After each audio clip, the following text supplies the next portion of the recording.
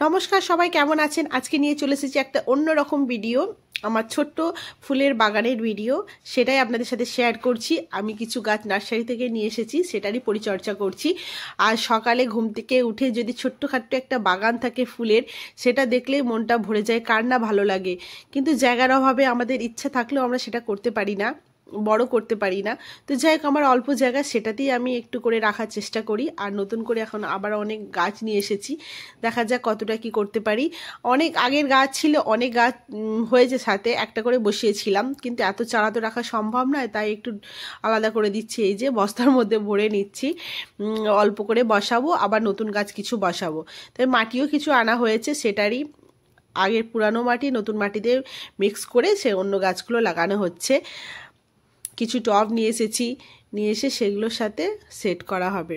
আর যাদের তো ছাদ আছে তাদের একটা অন্যরকম, তারা চাইলেও অনেক কিছু করে গাছ বসাতে পারে, কিন্তু আমাদের ইচ্ছা থাকলেও কিছু করতে পারবো না। এটা স্নেক প্ল্যান্ট, এটা আমার আগের গাছ। একটা গাছ বসিয়েছিলাম, সেখান থেকে 5টা গাছ হয়েছে, মানে চারা বেরিয়েছে।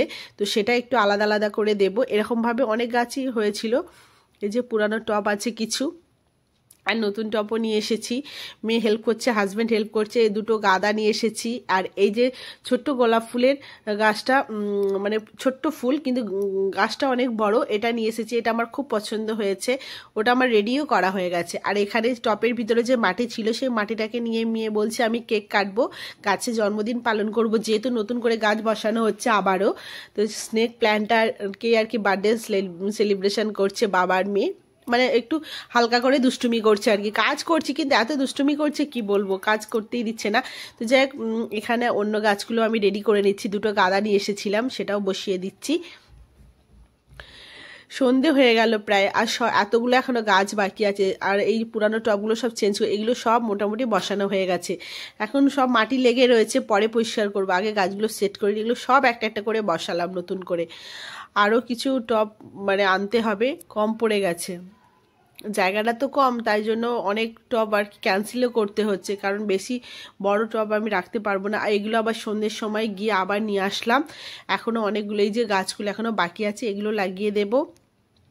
লঙ্কা গাছ নিয়ে এসেছি, জানি না লঙ্কা হবে কি না। লঙ্কা যদি গাছে হয় আপনাদেরকেও খাওয়াবো, নিচেও খাবো।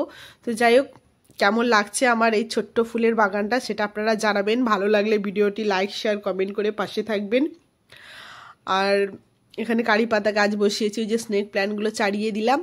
আর এটা লাকি গাছ না লাকি ট্রি বলে না, এটা অনেক দিনের শখ ছিল। তো যাই হোক, আজকে নিয়ে আসলাম। আর সাথে এই আর্টিফিশিয়াল ফ্লাওয়ারগুলোও নিলাম।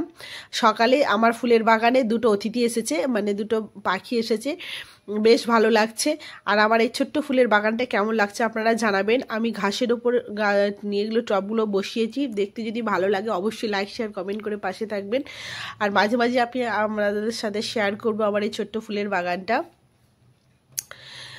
আর আজকের মতো টাটা, সবাই ভালো থাকবেন, সুস্থ থাকবেন। আর এই ছোট্ট লাল গোলাপটা অপূর্ব লাগছে না দেখতে? আমার ভীষণ ভীষণ পছন্দ হয়েছে, দারুণ লাগছে। আর গাছটার মধ্যে ফুলে ভরে আছে, কত কুড়ি হয়েছে।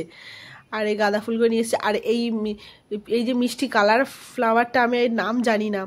আর একটা জবা ফুল ছিল, সেটা হচ্ছে ইয়েলো কালার।